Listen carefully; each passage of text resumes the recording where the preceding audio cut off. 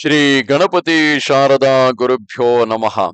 ಕೂಜಂತಂ ರಾಮರಾಮೇತಿ ಮಧುರಂ ಮಧುರಾಕ್ಷರಂ ಆರುಹ್ಯ ಕವಿತಾ ಶಾಖಂ ಒಂದೇ ವಾಲ್ಮೀಕಿ ಕೋಕಿಲಂ. ಶ್ರೋತೃಗಳಿಗೆ ಶ್ರೀ ಚಾಮರಾಜೋಕ್ತಿ ವಿಲಾಸವೆಂಬ ಕನ್ನಡ ರಾಮಾಯಣದ ಸುಂದರ ಕಾಂಡದಲ್ಲಿ ದಧಿಮುಖನು ಮಧುವನ ಭಂಗವನ್ನು ತಿಳಿಸಲು ಸುಗ್ರೀವನ ಬಳಿಗೆ ಹೋದದ್ದು ಎಂಬ 62ನೆಯ ಅಧ್ಯಾಯಕ್ಕೆ ಸ್ವಾಗತ.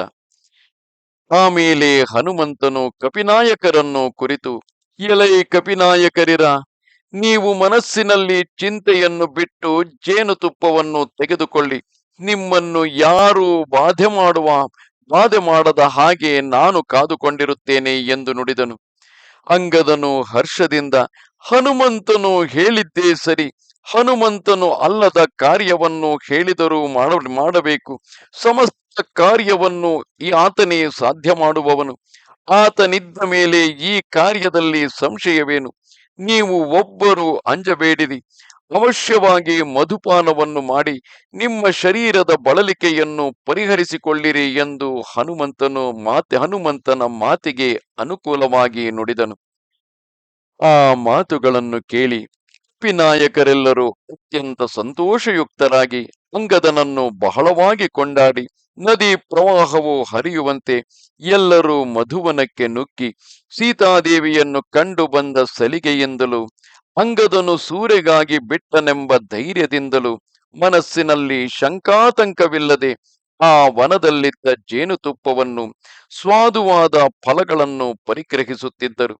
ಆ ವನವನ್ನು ಕಾದುಕೊಂಡಿದ್ದ ಕಪಿನಾಯಕರು ಮಧುಪಾನ ಮಾಡಿ ಮಲಗಿದ್ದ ಕಪಿಗಳನ್ನು ಬೆದರಿಸಲು ಅವರು ಆ ಕಾವಲುಗಾರರನ್ನು ಹೊಡೆಯುತ್ತಾ ಒಬ್ಬರಿಂದೊಬ್ಬರು ಜೇನುತುಪ್ಪಗಳನ್ನು ತೆಗೆದುಕೊಂಡು ಕುಡಿದು ಮದವೇರಿದರು.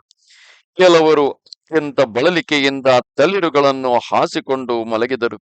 ಕೆಲವರು ನೆಲದ ಮೇಲೆ ಮಲಗಿಕೊಂಡರು.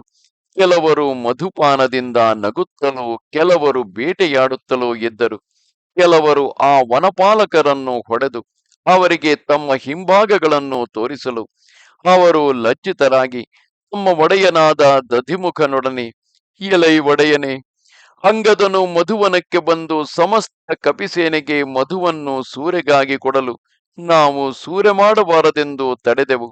ಅವರೆಲ್ಲರೂ ಕೂಡಿ ನಮ್ಮನ್ನು ಮೊಳಕೈ ಕಾಲುಗಳಿಂದ ತಿವಿದು ತಮ್ಮ ಹಿಂಭಾಗವನ್ನು ತೋರಿಸಿದರು ಎಂದು ಹೇಳಿದರು.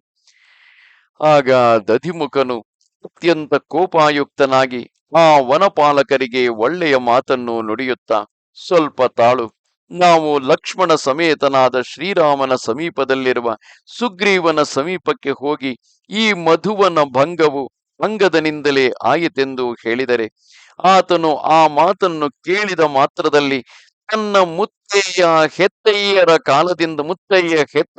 ಅಂದರೆ ಬಹಳ ಹಿಂದಿನ ಕಾಲದಿಂದಲೂ ಒಂದು ದಿವಸವಾದರೂ ಸೂರ್ಯ ಹೋಗದಂತಹ ಮಧುವನವನ್ನು ಅಂಗದನು ಸೂರ್ಯ ಬಿಟ್ಟದ್ದಕ್ಕಾಗಿ ಅಧಿಕವಾಗಿ ಕೋಪಾಯುಕ್ತನಾಗಿ ಮಧುಪಾನ ಮಾಡಿದ ಅಂಗದನೇ ಮೊದಲಾದ ದುರಾತ್ಮರಿಗೆ ಶಿಕ್ಷೆಯನ್ನು ಮಾಡಿಸುವನು.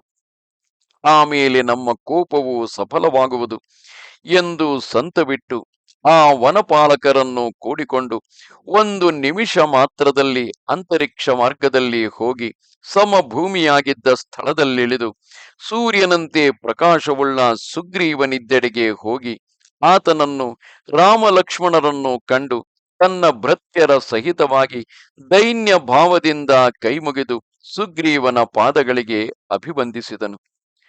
ನಮಸ್ತೆ ಶಾರದೆ ದೇವಿ ಕಾಶ್ಮೀರ ಪುರವಾಸಿನಿ, ತ್ವಾಮಹಂ ಪ್ರಾರ್ಥಯೇ ನಿತ್ಯಂ, ವಿದ್ಯಾದಾನಂಚ ದೇಹಿಮೆ. ನಮಸ್ಕಾರ.